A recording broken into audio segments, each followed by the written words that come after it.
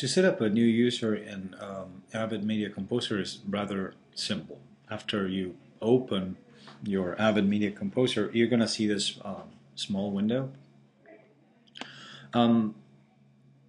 The first option here in the display menu is to create a new user profile. I have already created mine, but I can do a new one. Just you click on your name, and then you direct your this little folder here, this icon will direct you to where you want to store your files.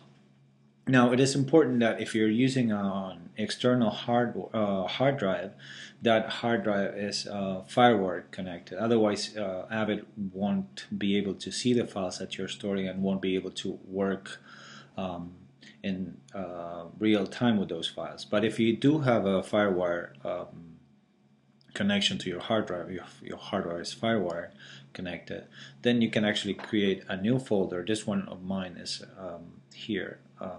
It's already working.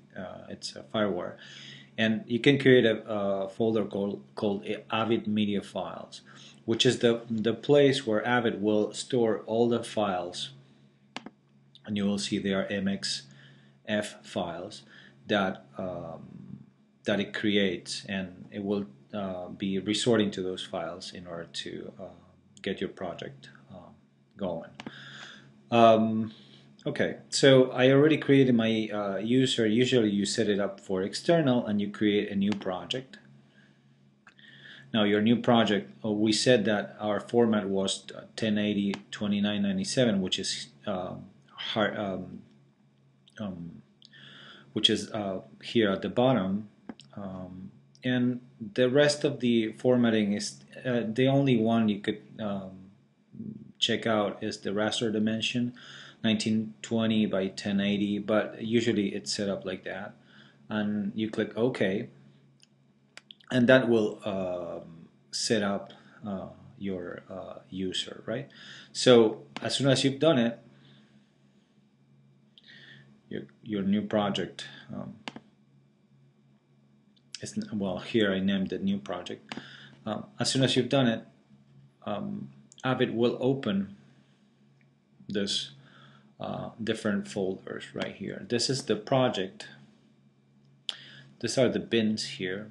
You can access to the bins where you're going to store your footage and different types of footage, remote accessed footage, or footage that is in your drive. Then you have your settings.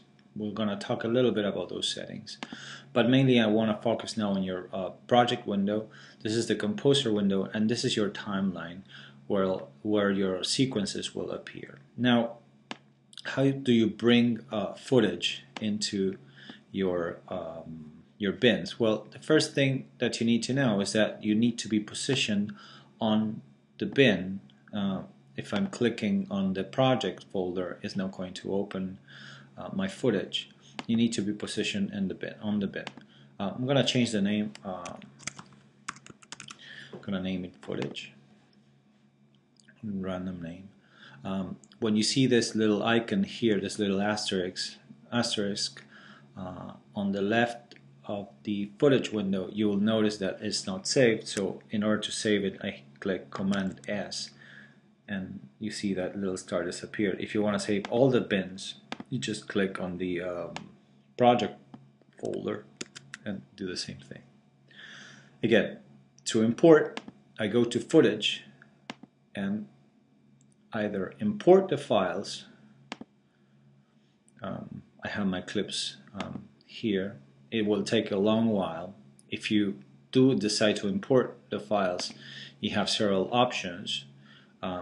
If there's like still images, you need to resize them to raster. 601, 709 is the standard dimension. I would go for that. Or you can actually click on the link to AMA volume, and we're going to talk about that in the next video.